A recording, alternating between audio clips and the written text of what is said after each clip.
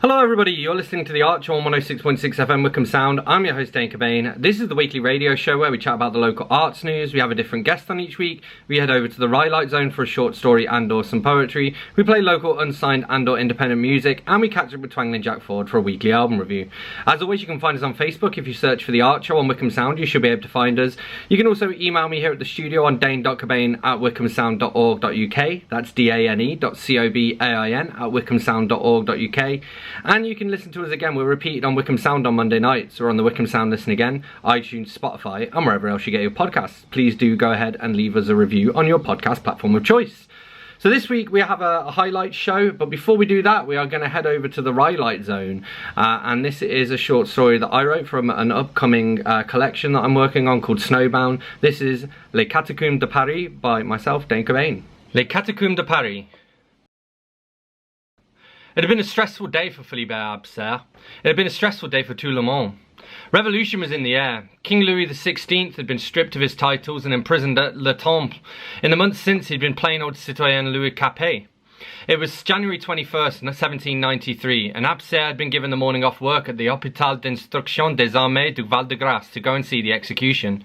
During the recent tumultuous years, public executions had become the main form of public entertainment, acting like a tap in a barrel or a cut in a blister to let the tension drain away like bloody pus. Too often, the peasants celebrated the death, thronging the rues and the avenues as though it was a festival. Minstrels would play, innkeepers would ply their ale, and the prostitutes would offer discounts. But on that cold, rainy day in January, the atmosphere was muted and more like a funeral than a party. The doom and gloom was contagious. Abser was just another face in the crowd, one of tens of thousands of people who'd flocked the silent streets to watch as citoyen Louis Capet was taken from Le Temple to hear his indictment and the accusation of high treason and crimes against the state. They took him to the Place de la Révolution, where Abser bought some ale from one of the street vendors and watched as he was led up the steps of a wooden platform. Even with the thousands of spectators in the square, the former king's last words reached Abser's ears with the power and clarity of a lightning strike. Louis was 38, but he had the voice of a younger man and the authority of an older one. Avez-vous des derniers mots? Mais bien sûr, Louis replied. He spoke in a clear voice and looked General Santor in the eyes before turning to address the gathered crowds. Je souhaite à pardonner ceux qui sont la cause de ma mort. Je me innocente de tous les crimes dont je suis accusé. Je pardonne à mes ennemis et je prie Dieu que mon sang soit utile aux Français et qu'il apaise la colère de Dieu. Abser could tell that the former king wanted to say more, and so could the thousands of silent onlookers, but it wasn't to be. General Santor raised his hand and his troops leapt into action. Two of them grabbed the condemned by the arms and frog-marched him across to the guillotine, while two more spun their sticks into action and began a drum roll. The boom of the snares echoed out throughout the streets like the rumble of thunder ahead of the lightning, drowning out anything else that Louis was trying to say. Abser could see his lips moving, but the words didn't carry. Death came quickly, but not cleanly. Abser was pushed forward as the crowd surged behind him, and his view of the former king was blocked for a moment or two. When he saw him again, he'd already been lowered into place, his head locked in the stocks of the guillotine as the drumming reached a crescendo. Time stood still. The history books beckoned. Then the drum roll stopped as abruptly as it started as the sunlight glinted off the guillotine's blade. It dropped down, piercing the air as it rattled in the woodwork, and struck citoyen Louis Capet in the back of the neck. The guillotine was a new invention, and it was yet to be perfected. When it hit Louis's neck, it only sliced through 3/4 of the gristle, sticking into the bone like the sword in the stone. Santor's men rushed forward and worked the blade free, resetting the blade as quickly as they could. In the meantime, Louis's head dangled from his neck like a flag at half-mast, still connected by a thin strip of flesh. The former king's unseeing eyes had rolled back into their sockets, and his body was twitching in the stock. Santor bellowed an order and the guillotine dropped through the air for a second time, finally severing the spinal column and sending the head clattering into the basket below. The crowd rushed forward, but the silence still held, though it was tinged with disbelief. Then it broke like a wave on the shore, and the peasants and the aristocrats alike started bellowing insults as they pushed and shoved their way to the front. Abser was among them, and he followed suit as they pulled mouchoirs from their pockets and dipped them into the dead king's blood to make a grisly souvenir. Abser didn't make much from his job at Val-de-Grâce, and if he could find a willing buyer for his mouchoir, he could turn enough of a profit for a hot meal or two. He stuffed the bloody rag in his pocket and then pushed his way backwards through the crowd to the other side of the Place de la Révolution, and then from there towards the hospital. It was a stressful shift, and Louis's execution was like a bloody prelude to the work that went on in the hospital's operating rooms. The doctors were little more than butchers, sawing off atrophied limbs without anaesthetic or antibiotics. Most nights, Abser took the screams of the patients home with him, along with a flagon or two of wine to help him sleep. Abser worked as a porter, which meant that it was his job to fetch anything that needed fetching. That mostly meant going down to the cellars to bring up spirits for the patients who were going into surgery. The liquor was the only thing they had to take the pain away, so the doctors made sure they were good and drunk and then strapped them to a gurney like a lunatic in an asylum. Half of them didn't survive the surgery, and half of those that did would succumb to infection, blood loss, or some other complication. The hospital's morgue was the busiest in the city, and the hospital itself was built over dozens of underground tunnels that led to the ancient limestone quarries. It was where they buried their dead. Val de Grace was also built over an extensive wine cellar, and it was in the cellar where Abser began his final, fateful journey. He'd been sent down for the 7th time that day to bring up more of the all-important alcohol, and he was already rond comme un queue de paix. One of the perks of the job, in fact the reason why he had taken it in the first place, was that he could partake of the liquor himself, as he often did. It was the liquor that led to his great mistake, his grande erreur. He took a left when he should have hit a right, then compounded his error by taking a couple more wrong turns and then sitting down to gather his thoughts. By the time that he stood back up again, he couldn't remember which direction he'd come from. He said, for the 2nd time that day, "Je me suis perdu." Worse still, he was in the one place that he didn't want to get lost in. He was lost in the catacombs, the final resting place of millions of the city's dead. Paris was the 2nd largest city in Europe, but the dead outnumbered the living by nearly 10 to 1, and Abser was at risk of becoming just another statistic. His muddled thoughts regathered as much as he could manage. He continued onwards, taking turns at random and praying to God that his single candle would continue to light the way until he found the exit. But Abser was drunk, and it felt like he was getting drunker as the spirits he'd been drinking continued to be broken down inside him. He kept walking, noticing in the dimming light that the smooth limestone walls were now lined with skulls, ribs and femurs. He'd passed through the quarry and reached the head of the catacombs, and that was bad news. He'd never ventured that deep before. Not many people had. The candle flickered in an unseen breeze, and Abser cupped his hands around the flame. It still had another hour or so of life left, but he didn't have anything to light it with. The candle was his only remaining link to the world above. Well, that and the blood-stained handkerchief that was still balled up in his pocket. Abser continued to walk, stopping every now and then to look around in the vain hope that he'd see some sort of landmark. But there was nothing, just the bones of the forgotten dead and the stench of damp earth and dead animals, those unfortunates that had found their way into the catacombs and died there. Abser hoped he wasn't destined to join them. The candle lasted for another 45 minutes, and then the last of the wick burned down and the wax melted off and trickled into the dirt, scalding Abser's hand as it did so. He hardly noticed. Abser had long since lost all sense of time, but he guessed that a new day had dawned from the voices he heard. There was an old legend that Abser had never thought about before, but which was now filtering its way back through his mind as he wandered to and fro in the darkness. It was a legend that was passed around in the drinking houses between the lower classes, and one that would have horrified the clergymen if they'd overheard it during the huddles after their sermons. They said that every night after midnight the walls started to speak, and that night they were talking to Philibert Abser. "Tenez à gauche! Non, pas à gauche! Tenez à droite! Continuez tout droit! Arrêtez ici! Tenez-vous! Là-bas! Vous êtes perdu! Vous êtes loin de la ville d'en haut!" According to the legends, the voices tried to persuade the unwary to go deeper into the labyrinth beneath the city, but given that Abser was already lost, that didn't make much difference. The voices were ethereal and often difficult to understand, like listening to a drunk over the babble of a couple dozen conversations. He didn't know whether to follow their directions or not, but it didn't much matter. They were trying to guide him in every direction imaginable, and while one of the suggestions was likely true, he had no way of knowing which one. In the darkness beneath the city, Abser dropped the candle stub and put his hands over his ears. Then he struck off in a random direction, praying to a god that he didn't believe in to let him see the light again. His body was found 11 years later, and even then it was only by chance. The secret roots beneath the city had a strange attraction for the living who'd one day be buried there, and those self-professed cataphiles had taken to exploring them by torchlight. They were better prepared than Abser, equipped with enough food, drink, candles and torches to last for weeks, and even that wasn't always enough. Abser was far from the only man to die down there. The 6-strong group that found his remains had been trying to create a map of the underground, a thankless task that many thought was impossible. No one knew just how big the catacombs were, but there were rumours that it was larger than the city above, spread across multiple levels and with more dead ends than 1,000 hedge mazes. Abser might not have been found at all if it hadn't been for the tragic fact that he was less than 50 yards from an exit that led out onto Rue de la Grenelle. Abser's body was too far gone for them to have identified him, even if they'd known him, which they didn't. But one of the 6 was a doctor who'd once worked in Val de Grace, and he recognised the hospital's insignia on the keys that were hanging from the belt. He'd heard all of the urban legends that did the rounds on the hospital wards, and Abser's disappearance was an unsolved mystery that had stuck with him. And now he had an answer. The missing man had been found close enough to an exit that he could easily have been taken out of the catacombs and buried above ground, but the city's graveyards were already full and Abser hadn't left a family behind, and so there was no one to lobby for him to be buried in a cimetière. And so he'd been buried at the spot where he died, in a ceremony that was witnessed by the 6 cataphiles and a representative from the undertakers who'd been tasked with building his headstone. It had been paid for by one of the hospital's wealthy benefactors and was bestowed with a simple message: Derrière la mémoire de Philibert Abser, mort ici dans l'obscurité. That was Les Catacombes de Paris by myself, Dane Cobain, for this week's entry into the Rhyolite Zone. You're listening to The Archer on 106.6 FM Wickham Sound, and this is Straight 8 with Girl I Wanna Dance With You.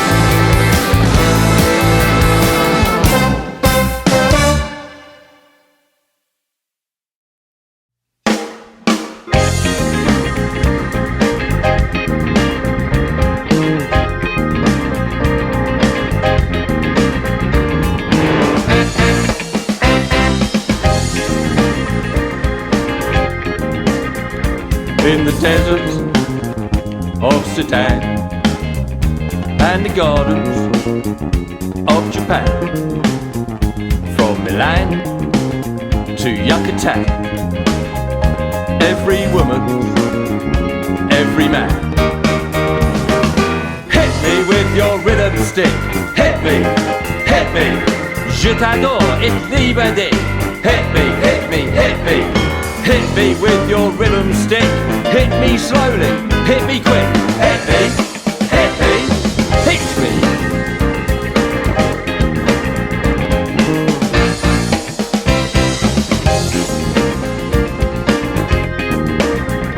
In the wilds of Borneo and the vineyards of Bordeaux, Eskimo Arapaho move their bodies to and fro.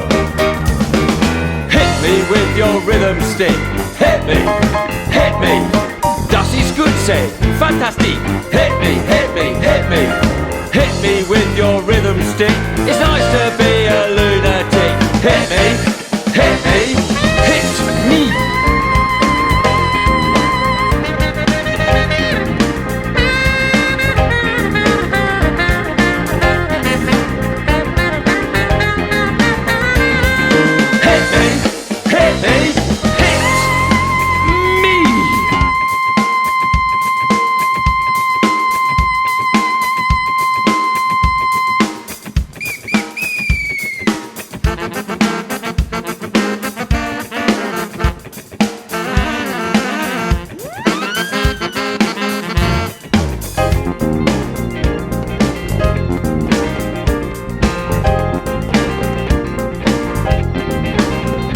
In the dock of Tiger Bay, on the road to Mandalay, from Bombay to Santa Fe, o'er the hills and far away. Hit me with your rhythm stick. Hit me, hit me. Says he bon, he says nicht. Hit me, hit me, hit me. Hit me with your rhythm stick. Two fat persons, click, click, click. Hit me, hit me, hit me. Hit me, hit me, hit me, hit me. Hit me, hit me. Hit me, hit me. Hit me, hit me, hit me, hit me. Hit me, hit me, ow!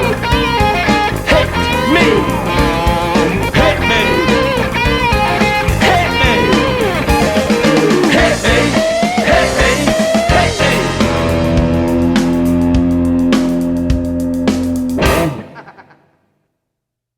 That was Jury Service with their version of Hit Me With Your Rhythm Stick, and before that we had Straight 8 with Girl I Wanna Dance With You. You're listening to The Art Show on 106.6 FM Wickham Sound. I'm your host Dane Cobain, and it's time for us to catch up with some highlights from recent guests now, so this is part of our chat with Amrit Sond. Yeah.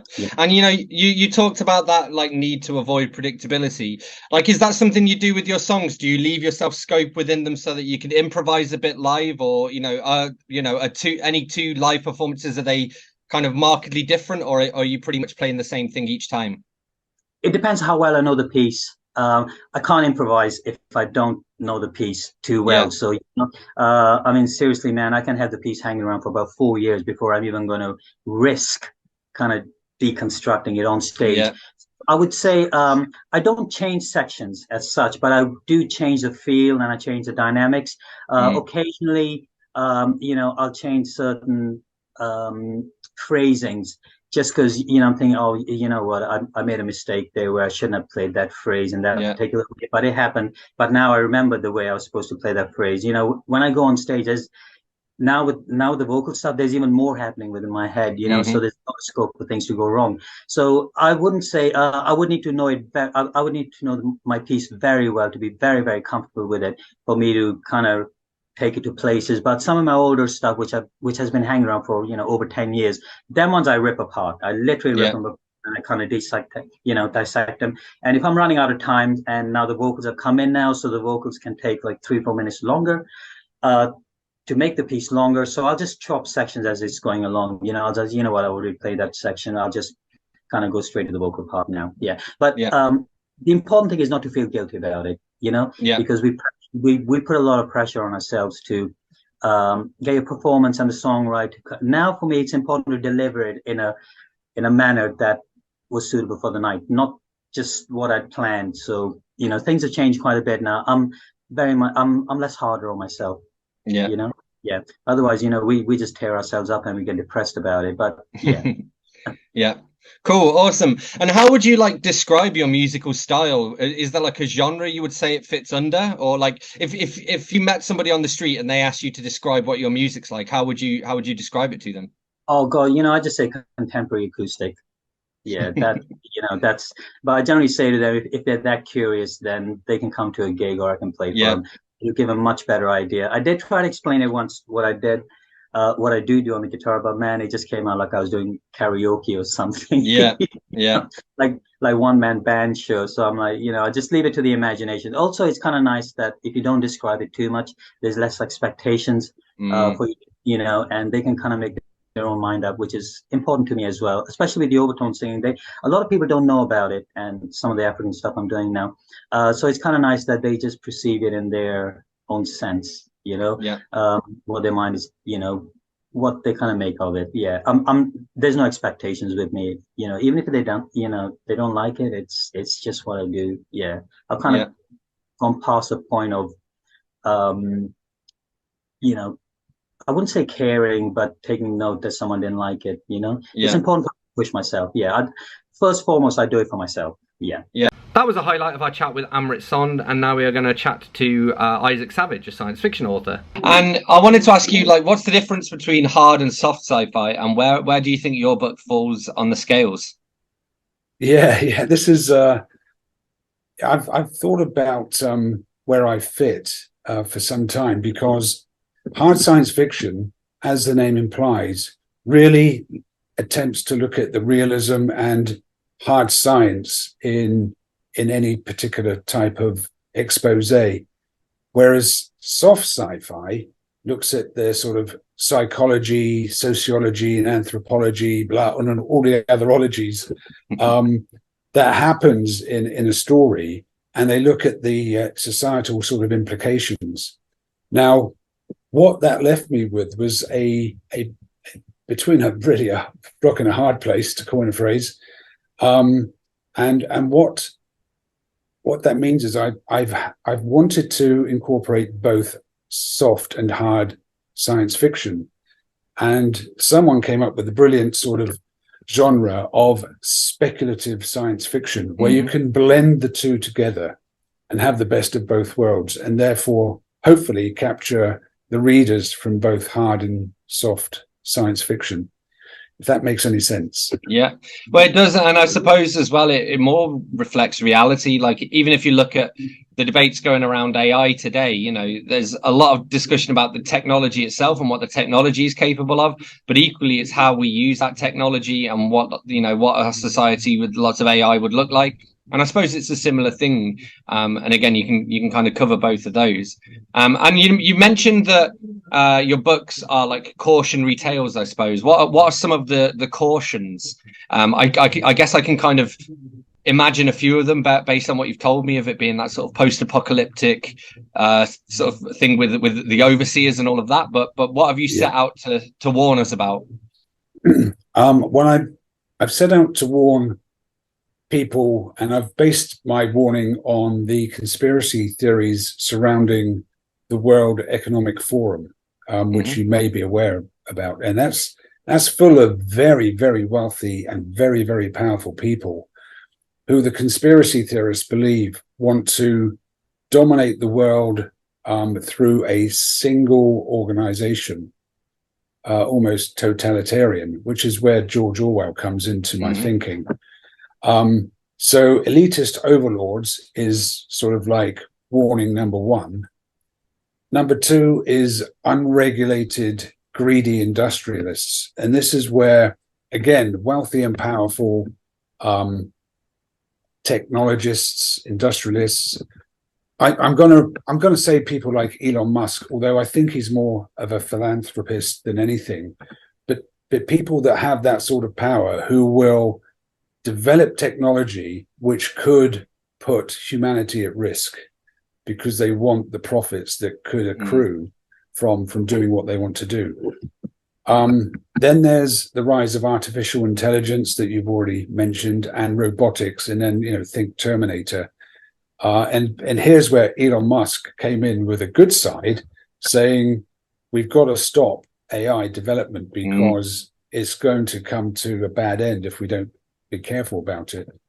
And the social side is the ever-rising, I suppose, specter of fascism and racism where societies are divided, excluded, and that could create big tensions, which can bring its own problems, as you know. That was a highlight of our chat with sci-fi author Isaac Savage, and from one author to another, this is Dana Deltram. Okay, so the first question is one I asked everybody, which is, what was the last book that you read, and what did you think of it? Yeah, I absolutely have loved reading The Boy, not that you can see it, The Boy, the Mole, the Fox, and the Horse. And I have to say, I read it before I knew that Charlie Mackesy had won the BAFTAs and all of his awards. I happened to see it on socials that he had won it, but I'd already read it thanks to my nieces who have a book themselves. So I decided that I wanted a book for myself to read as well. I have absolutely loved that book. Loved it. Awesome. Cool. And we're going to talk a lot about books today. And I guess the natural place to start is if you can introduce who is Dana Deltram and what can you tell us about her? Yeah, sure. Happy to. Dana Deltram is my alter ego. She would be considered probably the sassy side of me, and she likes to have fun. I like how I'm calling her she now. But yeah, just in case you're going to ask why I've chosen a pen name, it was really strategic and specific because I'm very mindful that I come from, in my previous business, a serious bricks and mortar property business. And so I wanted to make sure that there was a true distinction within the branding of Dana Deltram and me. So that's why I've chosen that. Yeah, so Dana, she's funny. She's an absolute comedy, stand-up comedy tragic, which is absolutely, totally me. You're listening to The Archer on 106.6 FM Wickham Sound. I'm your host, Dane Cobain, and this is Serenade the Stars with Rewind. Take a breath. Lost yourself and lost your way. Find your voice. You can't find the words to say. Talk about it. Stand up tall. Shout it out. Shout it out again. Slip away into this endless night and sleep. Take my heart and take my soul, they're yours to keep. Rewind to a time when we had those forgotten nights again. You'll find yourself a soul, a reason to begin. And we'll fall away when all is said and done, and you're the only one. Find a place, disappear without a trace. Slip inside the person that you left behind, and follow your heart, tear it apart, make a new start. You'll find your way. You're gonna find your way. Slip away into this endless night and sleep. Take my heart and take my soul, they're yours to keep. Rewind to a time when we had those forgotten nights again. You'll find yourself a soul, a reason to begin. And we'll fall away when all is said and done, and you're the only one. And I'll take your hand, 'cause you can understand. You can never plan. When you lost yourself and you lost your way, you're gonna find that voice and the words to say. Rewind to a time when we had those forgotten nights again. You'll find yourself a soul, a reason to begin. And we'll fall away when all is said and done, and you're the only one. And we'll rewind to a time when we had those forgotten nights again. You'll find yourself, your soul, reason to begin. And we'll fall away when all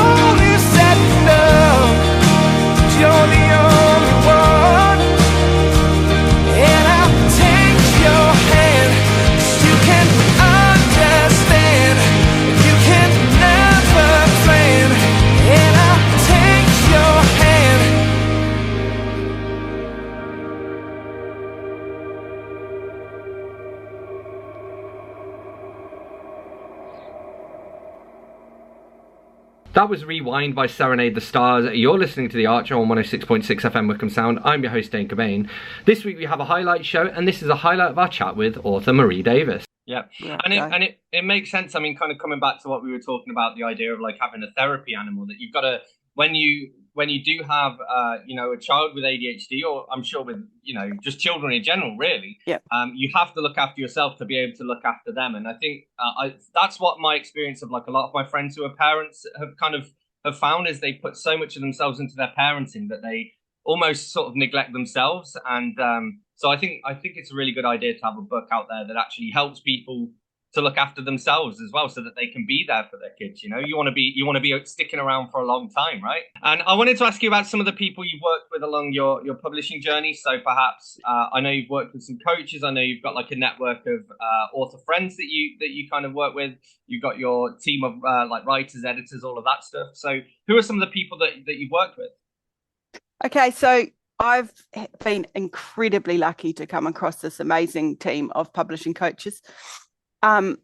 Yourself being one of them was extremely a big part of me getting onto social media and figuring out actually what to do there. Corey Roop was absolutely fantastic from the editing side of things. Absolutely just love working with her.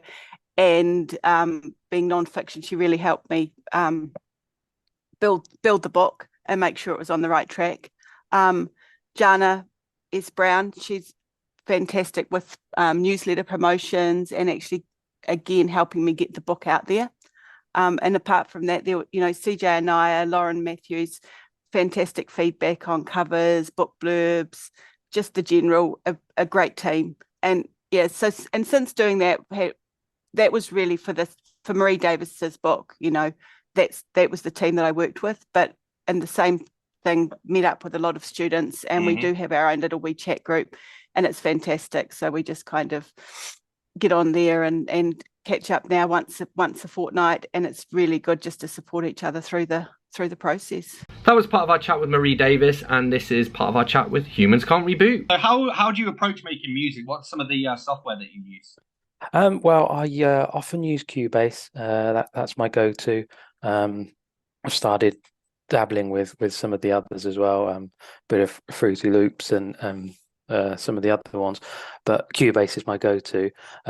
It is a good question, and it's an interesting question. I'll tell you why, because I know this for a fact. I make music the wrong way around.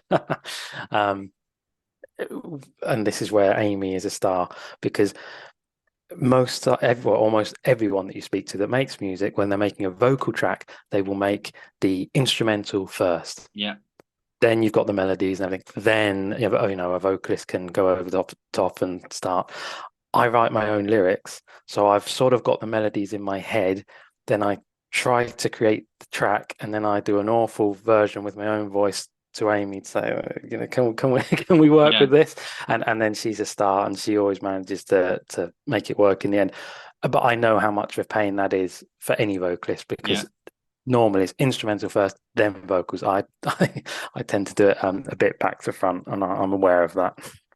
Well, that just speaks as well to like adaptability and professionalism and stuff as well. And I suppose a lot of that comes from her background being a session musician. That I guess like everybody works in different ways, and I suppose the mark of a good session musician is the ability to adapt the way you work to whoever you happen to be working with. Absolutely, she loves it, and she's very lucky that she can do it. It is her profession. She's in some fantastic cover bands that really go all around the world, so she's very lucky that that is her job. That was a highlight of our chat with Humans Can't Reboot, and here is part of what we chatted to Eleanor Morrison Moore about. And I wanted to ask you, and this kind of goes back to your I suppose your early sort of forays into music, where that was very much about the music. Is it music or lyrics that speak to you the most, or again, is that another one that depends? Lyrics, definitely. And is that going back to, again, the storytelling side of things? Yeah, 100%. Yeah, absolutely. Even, I mean, look, so I've got very sort of, like most people, very wide range of genres that I listen to. But the one thing that comes into everything I listen to is words. I'm like, it doesn't matter if it's Alice Cooper or it's John Denver. it's a story. It's a, you know, something's happening in that. There's a theme. There's a, and I suppose I love country music as well for that same reason. Quite often story based, you know. And that was what I was thinking when you were talking about sort of story based stuff, because I was thinking of like thinking of some examples, and I was like the Beatles for me, they're quite an interesting one because they have a lot of their they have their weird stories, like things like Maxwell's Silver Hammer and stuff, where it's like that's just an absolutely balmy story, but it's still a story. And the other person I thought of immediately was Johnny Cash. Because a lot of his stuff is very story based. Actually, a lot of Bob Dylan stuff is story based Bob as well. Johnny, and they were all the things I grew up listening to, you know. So so there's probably a reason for that there now. That why it's the same for yourself. Yeah, absolutely, 100%. Cool. So a couple of questions. I wanted to touch more on like music in general, and I wondered. So one of the questions I've got written down here is, how do you think music helps to bring people together? I always say, so there's a lyric from a Stevie Wonder song. It's the only music is a language we all understand. That's how music brings people together. It's the only thing that you don't even, you know, you take it, strip it right back to when there was only rhythm and vocal in, you know, back in sort of tribes banging drums and things like that. Everybody can get into a beat and everybody can get into a melody. So I just think it's I feel sorry for anybody that hasn't ever had the ability to hear and to know how wonderful sound is and how it can make you feel. It can change your mood like that, can't it? You know, it's why it's used so heavily in the respect of films. They can make you scared in a second. It can make you uplifted in a second. You'll know if you just listen to a piece of music without lyrics, you can tell if it's a happy piece, if it's you know. So yeah, there's an awful lot of power involved in it, and I think that's how it joins people together, because I don't know who doesn't like music in one way, shape or form, you know. That was a highlight of our chat with Eleanor Morrison Moore, and this is part of our conversation with artist and author Laura Spedetto. And would you say, I mean, in terms of your books that you've written, are they kind of designed to do the same thing, to help bring some equilibrium into the world? Yes. The first one, I decided to write this book because I passed through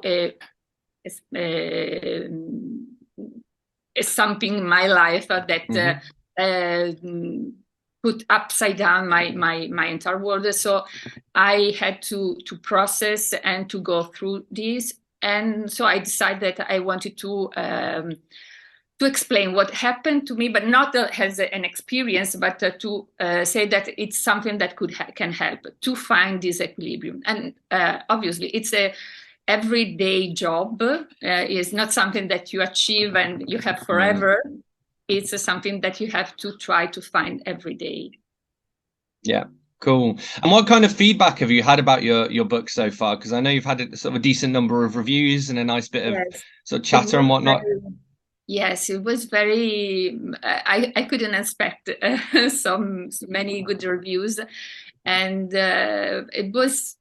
it's so nice to find so many people that are writing and take the time to write a review, because it's not something that it takes time to enter, to write, and to write how the book helped them. So it's something satisfying. That's satisfying my ego also. But I'm happy, because I'm happy to see that someone else was also this year after the 1st of January, I think there was a person who published a reel about my book. I don't know her. Oh, yeah. It was one of the books that she suggests for the beginning of the year. So it was awesome. Very nice. Yeah. That was a highlight of our chat with author and artist Laura Spedetto. You're listening to The Art Show on 106.6 FM Wickham Sound. I'm your host, Dane Cobain, and this is Humans Can't Reboot with Mr. Grey.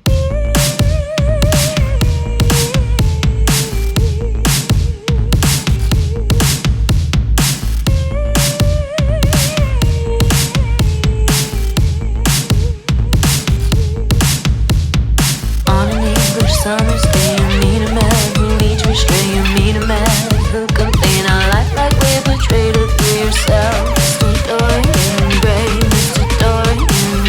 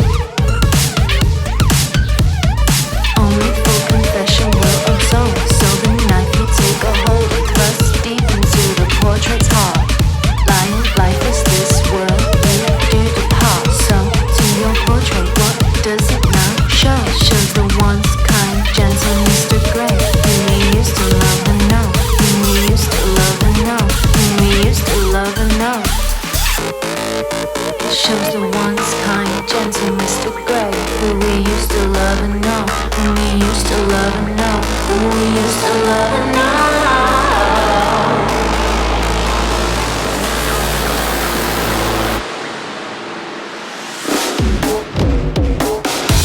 Behind your hidden mask, I see the horrors of your past inside extravagant dreams, and you live a life of pettiness of you. Cheated your life, you murdered your best friend, and yet your poetry takes all the blame. Behind your hidden mask, I see the horrors of your past inside extravagant dreams, and you live a life of pettiness of you. Cheated your life, you murdered your best friend, and now it's tale, and your name of all that remains.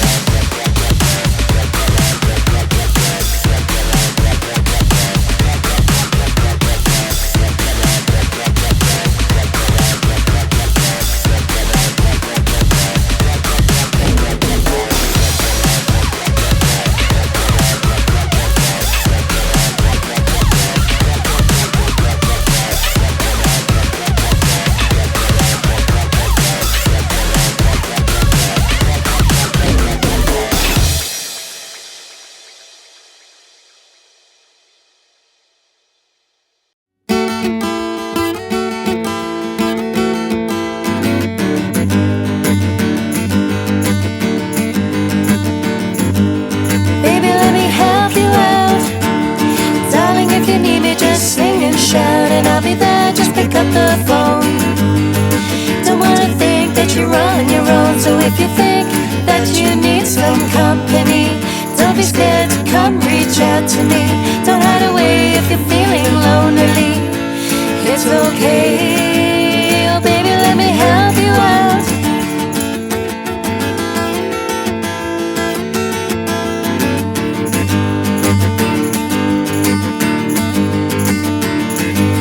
Baby, let me take you out. Give me the benefit of the doubt, and I'll be there, we can hit the town. I'll make you laugh if you're feeling down. If you think that you need to give your mind a rest, have a chat and get things off your chest. Deep inside you know it's for the best, and it's okay, oh baby, let me take you out.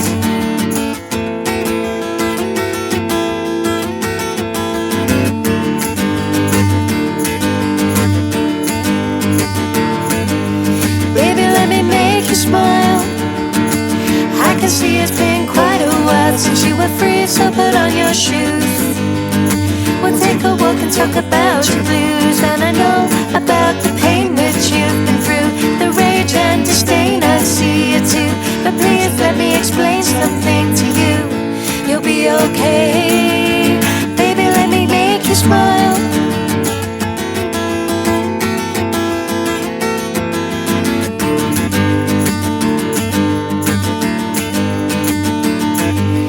Tell me what you need from me.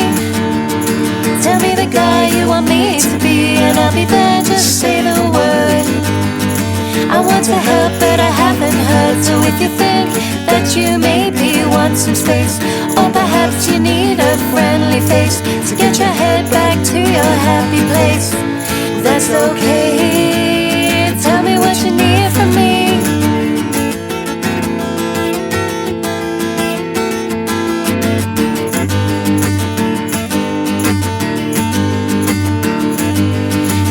If I cross the line, when we're together I forget the time. We're just the same like 2 in 1. They say time flies when you're having fun. Baby, you were lost and it was me who found you. And although this advice may astound you, just think about the people that you keep around you, and you'll be okay. Tell me if I cross the line.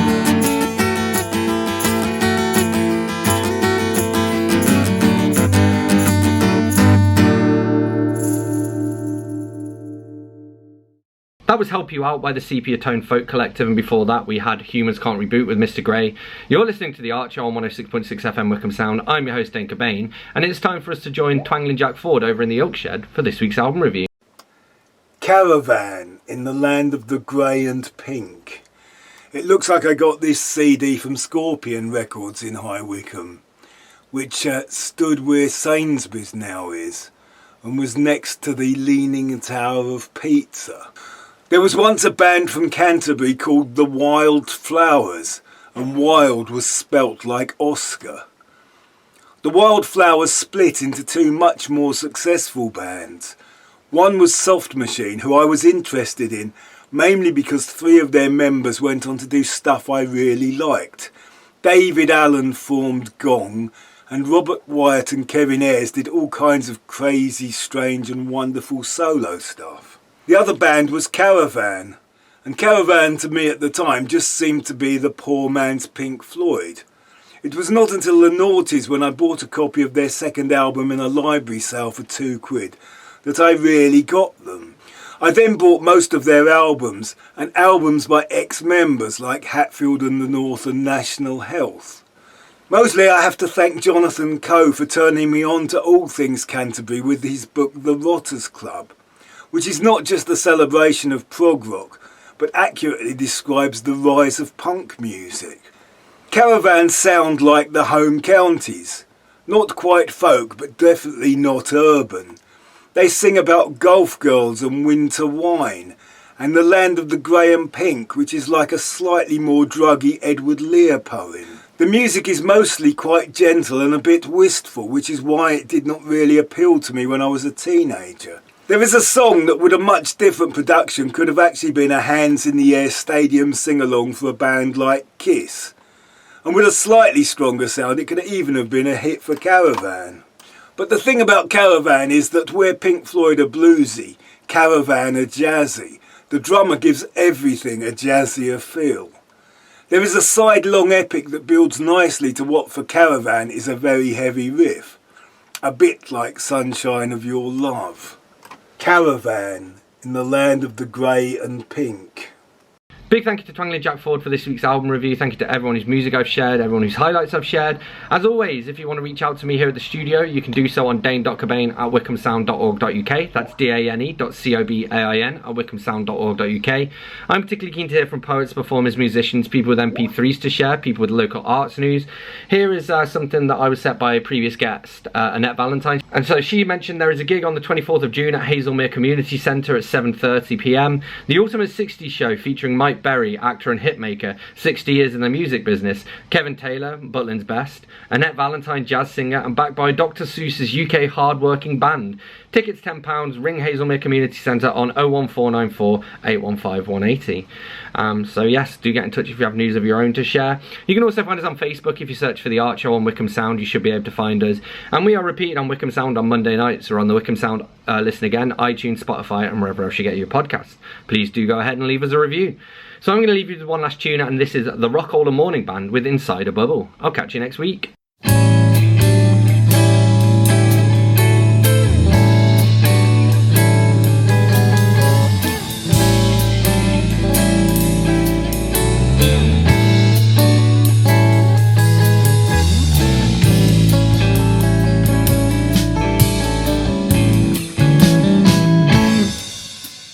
I don't need to know what's going on. Don't burst my bubble telling me I'm wrong. No social media's pushing me to say that left is right, we're finding every day. It's not fake, it's not funny, just true. It's not fake, it's not funny, just true. The powers that be are telling me to say that it's all good, everything has come my way. A falsehood just to make the party blow. Majority misleading us to go. It's not fake, it's not funny, just true.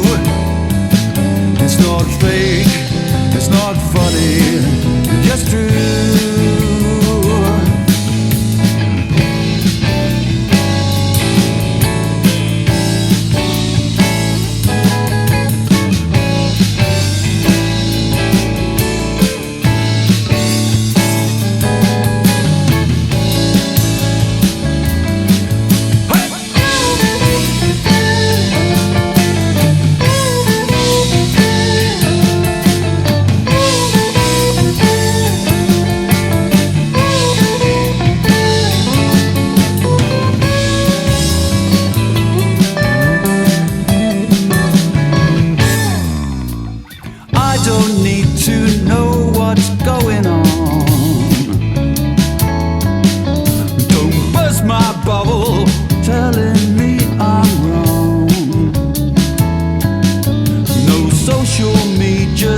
pushing me to say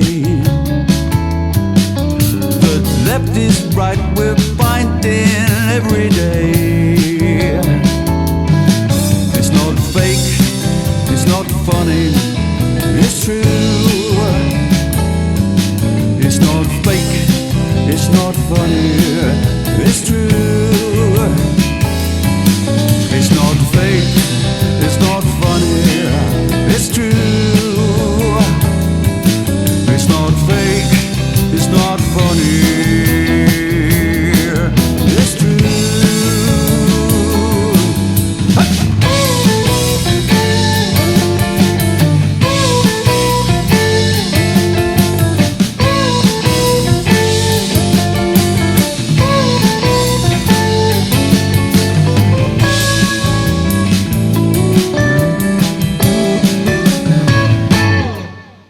Agatha Christie came to tea.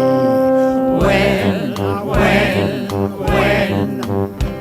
she knocked on the door and asked for me. When she